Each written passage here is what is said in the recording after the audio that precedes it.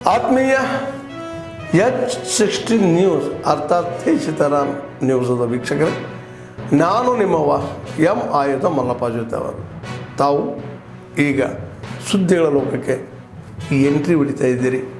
ಈ ಸುದ್ದಿಗಳನ್ನು ಪ್ರತಿಯೊಂದು ನೋಡೋ ಜೊತೆಗೆ ನಿಮ್ಮ ಅಭಿಪ್ರಾಯಗಳನ್ನು ಹಚ್ತಾ ಇರಿ. ಯಾಕಂದರೆ ಈ ಸುದ್ದಿಗಳು ನಿಮಗಾಗಿ, ನಿಮ್ಮ ಬದುಕಿಗಾಗಿ, ನಿಮ್ಮ ವೈಚಾರಿಕೆಗಾಗಿ, ನಿಮ್ಮ ತಿಳುವಳಿಕೆಗಾಗಿಯೂ ನಿಮಗೂ ಗೊತ್ತು. ಜೊತೆಗೆ ನಮಗೂ ನಿಮ್ಮೊಂದಿಗೆ ಇದೊಂದು ಮಾತಾಡುವಂಥ ಜೊತೆಗೆ ಸುದ್ದಿಗಳನ್ನು ಬಿಡುವಂಥ ಕೆಲಸ. ಈ ಕೆಲಸದಲ್ಲಿ ನಾವು ನಿಮ್ಮೊಂದಿಗಿದ್ದೀವಿ ಅಂತ ಹೇಳ್ತಾ ನೋಡ್ತಾ ಇರಿ ಈ ಸುದ್ದಿಗಳನ್ನು.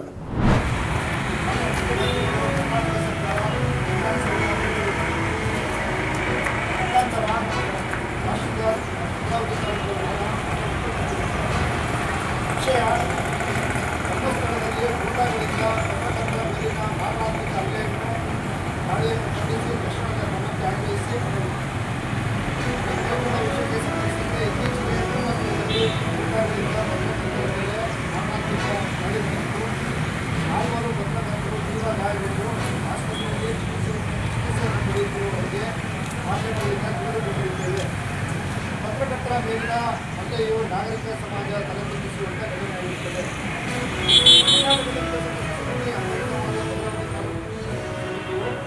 ಈ ಘಟನೆಯನ್ನು ತೀವ್ರವಾಗಿ ವಿರೋಧಿಸಿ ಖಂಡಿಸುತ್ತದೆ. ಈ ಹಿನ್ನೆಲೆಯಲ್ಲಿ ಪತ್ರಕರ್ತರ ಮೇಲೆ ದಾಳಿ ನಡೆಸುವ ಗುಂಡಾಗಳನ್ನು ಕೂಡಲೇ ಬಂಧಿಸಿ ಕ್ರಮ ಕೈಗೊಂಡು ಇಂಥ ಪತ್ರಕರ್ತರಿಗೆ ಸೂಕ್ತ ರಕ್ಷಣೆ ಒದಗಿಸಬೇಕು ಹಾಗೂ ಹಲ್ಲೆಗೊಳಗಾದ ಪತ್ರಕರ್ತರ ಚಿಕಿತ್ಸೆಯ ವೆಚ್ಚವನ್ನು ಸರ್ಕಾರವು ಭರಿಸಿ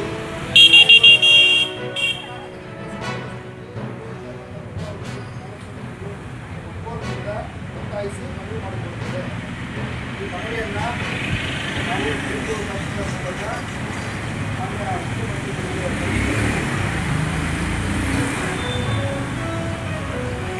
ಅದೇ ಅದನ್ನ ಧರ್ಮಸ್ಥಳ ದೇವಸ್ಥಾನವನ್ನೇ ಬ್ಲಾಸ್ಟ್ ಮಾಡಲಿಕ್ಕೆ ಹೊರಟಿರ್ತಕ್ಕಂಥದ್ದು. ಎಲ್ಲದರ ಹಿಂದೆ ಒಂದು ಭಯೋತ್ಪಾದಕರ ಜಾಲ ಇದೆ ಅನ್ನುವಂಥದ್ದು ಇತ್ತೀಚೆಗೆ ಎಲ್ಲರಿಗೂ ಕೂಡ ಗೊತ್ತಿದೆ. ಇದಕ್ಕೆ ಸರಿಯಾಗಿ ಈ ನಗರ ನಕ್ಸಲರು ಕೂಡ ಇದನ್ನು ಜಾಲವನ್ನು ಸರಿಯಾದಂಥ ಒಂದು ಕತೆ ಕಟ್ಟಿ ಏನೋ ಒಂದು ಮಾಡಲಿಕ್ಕೆ ಹೊರಟಿದ್ದಾರೆ. ಹಾಗಾಗಿ ಈ ಬಗ್ಗೆನೂ ಕೂಡ ಸರ್ಕಾರ ಎಚ್ಚರಿಕೆಯಿಂದ ಡೀಲ್ ಮಾಡಬೇಕು. ಇದ್ರ ಹಿಂದಕ್ಕೆ ಭಯೋತ್ಪಾದನಾ ಚಟುವಟಿಕೆಯ ದೊಡ್ಡ ದೊಡ್ಡ ಸಂಸ್ಥೆಗಳು ಇವತ್ತು ಕೆಲಸ ಮಾಡ್ತಾ ಇದ್ದಾವೆ ಧರ್ಮಸ್ಥಳದ ವಿರುದ್ಧ. ಧರ್ಮಸ್ಥಳ ಹಿಂದೂಗಳ ಒಂದು ಶ್ರದ್ಧಾ ಕೇಂದ್ರ ಮತ್ತು ಧರ್ಮಸ್ಥಳದ ಹೆಗಡೆಯವ್ರನ್ನ ಲಿಂಕ್ ಮಾಡುವಂಥ ಒಂದು ಪ್ರಯತ್ನ ನಡೀತಾ ಇದೆ. ಇದು ಖಂಡಿತವಾಗೂ ಖಂಡನಾರ್ಹ. ಇದು ಯಾಕಂದರೆ ಇದರ ಹಿಂದಕ್ಕೆ ಭಯೋತ್ಪಾದನಾ ಚಟುವಟಿಕೆ, ವಿದೇಶಿ ಫಂಡಿಂಗು. ನೀವು ಎಷ್ಟು ಜನ ಅಡ್ವೊಕೇಟ್ ಇದ್ದಾರೆ, ಅವ್ರಿಗೆ ಯಾರೆಲ್ಲ ಫೀಸ್ ಕೊಡ್ತಾ ಇದ್ದಾರೆ? 20-25 ಜನ ಅಡ್ವೊಕೇಟ್ ಕಾರ್ಯನಿರ್ವಹಿಸ್ತಾ ಇದ್ದಾರೆ. ಹಾಗಾಗಿ ಯಾರು ಫಂಡಿಂಗ್ ಮಾಡಿದ್ದಾರೆ? ಇದಕ್ಕೆ ಒಂದು ದೊಡ್ಡ ಜಾಲವೇ ಇದೆ. ಹಿಂದೂ ಶ್ರದ್ಧಾ ಕೇಂದ್ರಗಳ ಭಂಗ ಮಾಡಬೇಕು ಅನ್ನುವಂಥ ಒಂದು ಚಟುವಟಿಕೆ ಈ ದೇಶದಲ್ಲಿ ಏನು ನಡೀತಾ ಇದೆ, ಅದರ ಪ್ರಕಟೀಕರಣ ಇವತ್ತು ಧರ್ಮಸ್ಥಳದಲ್ಲಿ ಆಗ್ತಾ ಇದೆ. ಇದನ್ನು ನಾನು ಖಂಡಿಸ್ತೇನೆ. ಸರಿಯಾದಂಥ ತನಿಖೆ, ಯಾರು ಮುಸುಕುದಾರಿ ಬರ್ತಾ ಇದ್ದಾನಲ್ಲ ಅವನ ಹಿನ್ನೆಲೆ ಏನು, ಅವನು ಯಾರು ಎತ್ಕೊಡ್ತಾ ಇದ್ದಾರೆ, ಅವನಿಗೆ ಫಂಡಿಂಗ್ ಯಾರು ಅವ್ರವ್ರಿಗೆ ಮಾಡ್ತಾ ಇದ್ದಾರೆ, ಇವೆಲ್ಲವೂ ಕೂಡ ಬರಬೇಕಾಗಿದೆ. ಅವರಿಗೆ ಯಾರ್ದೋ ಕೊಲೆ ಆಗಿದೆ ಅದನ್ನು ಭೇದಿಸ್ಬೇಕು ಅನ್ನೋದಕ್ಕಿಂತ ಧರ್ಮಸ್ಥಳದ ಫಸ್ಟ್ ಆಫ್ ಆಲ್ ಈ ಒಂದು ಅಸೋಸಿಯೇಷನ್, ಈ ಕರಾಟೆ ಅಸೋಸಿಯೇಷನ್ಗೆ ನಾನು ಇಂಪಾರ್ಟೆನ್ಸ್ ಕೊಡುವ ಕಾರಣ, ಒಂದು ವಿನೋದ್ ಬಗ್ಗೆ ನಾನು ಕೇಳಿದ್ದೇನೆ, ಎನ್ಕ್ವೈರಿ ಮಾಡಿದ್ದೇನೆ. ಸೊ ಕಂಟಿನ್ಯೂ ಆಗಿ ಮಾರ್ಷಲ್ ಆರ್ಟ್ಸ್ ಕೋಚಿಂಗ್ನಲ್ಲಿ, ಪ್ರಾಕ್ಟೀಸ್ನಲ್ಲಿ ಅವರು ಕರೆಕ್ಟಾಗಿದ್ದಾರೆ. ಇನ್ನೊಂದು ಇದಕ್ಕೆ ಮೇನ್ ಇವರು ಗ್ರ್ಯಾಂಡ್ ಮಾಸ್ಟರ್ ಬಂದಿದ್ದಾರೆ. ಸೊ ಇವತ್ತು ತುಂಬ ಸ್ಕೂಲ್ಸ್ ಇದೆ, ತುಂಬ ಕರಾಟೆ ಸ್ಕೂಲ್ಸ್ ಇದೆ, ಅದು ಇದೆ. ಬಟ್ ಗ್ರ್ಯಾಂಡ್ ಮಾಸ್ಟ್ರು ಯಾರು, ಅದು ಇಂಪಾರ್ಟೆಂಟ್. ಹೇಗಿದೆ ಅಂದರೆ ನಮಗೆ ಒಂದು ಸಪೋಸ್ ಡಾಕ್ಟ್ರೇಟ್ ಡಿಗ್ರಿ ಸರ್ಟಿಫಿಕೇಟ್ ಬರ್ತದೆ, ಏನಾದರೂ ಬರ್ತದೆ, ಅದು ಯಾರ ಕೈನಲ್ಲಿ ನಾವು ರಿಸೀವ್ ಮಾಡ್ತೀವಿ ಅದು ಇಂಪಾರ್ಟೆಂಟ್. ಅದಕ್ಕೆ ವೆಯ್ಟ್ ಬರ್ತದೆ. ಸೊ ಆ ಥರ ಈ ಅಸೋಸಿಯೇಷನ್ಗೆ ಇವರು ಎಲ್ಲರೂ ರೆಕಗ್ನಿಷನ್ ಅವ್ರು ಕೊಟ್ಟಿದ್ದಾರೆ. ಇವರು ಭಾಳ ಫೇಮಸ್ ಗ್ರ್ಯಾಂಡ್ ಮಾಸ್ಟರ್, ಅಮೆರಿಕನಲ್ಲಿ ಇರ್ತಾರೆ ಅವರು. ಸೊ ಈ ಇದು ಒಂದೇ ಒಂದು ಲೈನ್ನಲ್ಲಿ ಈ ಅಸೋಸಿಯೇಷನ್ ಎಷ್ಟು ಕರೆಕ್ಟ್ ಅಸೋಸಿಯೇಷನ್, ಇವರಿಗೆ ಎಲ್ಲ ಇವರಿಗೆ ಕೆಪಾಸಿಟಿ ಆ್ಯಂಡ್ ಕ್ವಾಲಿಟೀಸ್ ಇದೆ. ಸೊ ಅದಕ್ಕೋಸ್ಕರ ನಾನು ಫಸ್ಟ್ ಇವ್ರು ಫೋನ್ ಮಾಡಿದ್ದಾರೆ, ಎನ್ಕ್ವೈರಿ ಮಾಡಿದ್ದೇನೆ ಇವ್ರ ಬಗ್ಗೆ, ಅವ್ರ ಬಗ್ಗೆ. ಸೊ ನಾನು ಕ್ಲಿಯರಾಗಿ ನಾನು ಹೇಳಿದೆ, ಓಕೆ ನಾನು ಬರ್ತಾ ಹೇಳಿದೆ. ಸೊ 2 years ಬ್ಯಾಕ್ ನಾನು ಬಂದಿದ್ದೆ ಲಾಸ್ಟ್ ಟೈಮ್ ಕೊರೋನಾ, ಆಮೇಲೆ ನಾನು ಸ್ವಲ್ಪ ಇಂಜುರಿ ಆಯಿತು ಬಂದಿದ್ದೆ. ಸೊ ಸೊ ಈ ಟೂರ್ನಮೆಂಟ್ ಇವತ್ತು ನಾವು ನಮ್ಮ ಸಮಸ್ಯೆಗಳನ್ನು ನಮ್ಮ ಮುಂದೆ ಇಟ್ಕೊಳ್ಳಿಲ್ಲ ಅಂದ್ರೆ ಏನು ಮಾಡೋಕ್ಕಾಗಲ್ಲ. ಪಾಠ್ಯಸ್ತದ ತಿಳಿದರೆ ಯಾರಾದರೂ ಒಂದು ತುತ್ತು ಅನ್ನ ಕೊಡೋದು. ಈ ಸರ್ಕಾರಕ್ಕೆ ಗಮನ ಸೆಳೆಯುತ್ತೆ ಅಂತೇಳಿ ಎಲ್ಲ ಸರ್ಕಾರವನ್ನು ನೀಡುತ್ತೆ ಅಂತ ಹೇಳಿದಾಗ 19ನೇ ತಾರೀಕು ರಾಜ್ಯದ ಗಮನವನ್ನು ಕೇಳೋಣ. ಅಲ್ಲೆಲ್ಲ ಹೋರಾಟ ಮಾಡ್ತಾರೆ. ಬಿಜಾಪುರ ಜಿಲ್ಲೆದಾಗ ಅಲ್ಲೆಲ್ಲ ಬಿಜಾಪುರ ಹೋರಾಟ ಮಾಡ್ತೀವಿ. ಅಲ್ಲಿನ ಸಮಸ್ಯೆಗಳನ್ನು ತೆಗೆಯಿಸಿ ಮಾಡಲಾಗಿದೆ.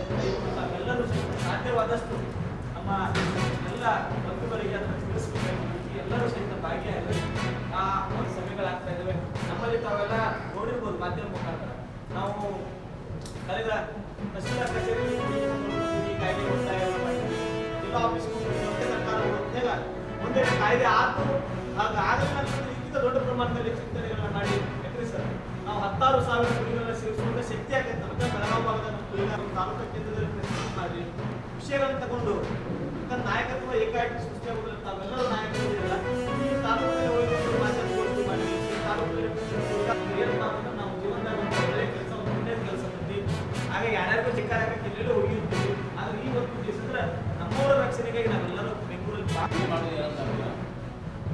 ಎಲ್ಲ ಕಡೆ ಮೊಬೈಲ್ ಅದ. ಎಲ್ಲ ಬಂದವರು ಎಲ್ಲರ ಕಡೆ ಪ್ರತಿಯೊಬ್ಬರ ಕಡೆ ಮೊಬೈಲ್ ಅದ. ನೀವು ಫೇಸ್ಬುಕ್ ಆತ್ಮೀಯರೇ, ಎಲ್ಲ ಸುದ್ದಿಗಳನ್ನು ನೋಡಿದ್ರಲ್ಲ, ಏನು ಅನಿಸ್ತು ನಿಮಗೆ?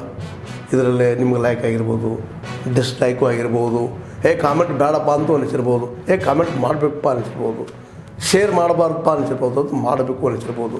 ಏನಾದರೂ ಆಗಲಿ ಶೇರ್ ಮಾಡ್ತಾಯಿರಿ, ಈ ನ್ಯೂಸ್ಗಳನ್ನ ಹಂಚ್ತಾ ಇರಿ, ಜೊತೆಗೆ ಇದಕ್ಕೆ ಸಬ್ಸ್ಕ್ರೈಬ್ ಆಗ್ತಾಯಿರಿ ಅಂತ ಹೇಳ್ತಾ H16 ನ್ಯೂಸ್ ಅರ್ಥಾತ್ ಹೇ ಸೀತಾರಾಮ್, ಇದು ಸತ್ಯದ ಕೈಗೆ ನಡಿ. ವಂದನೆಗಳು.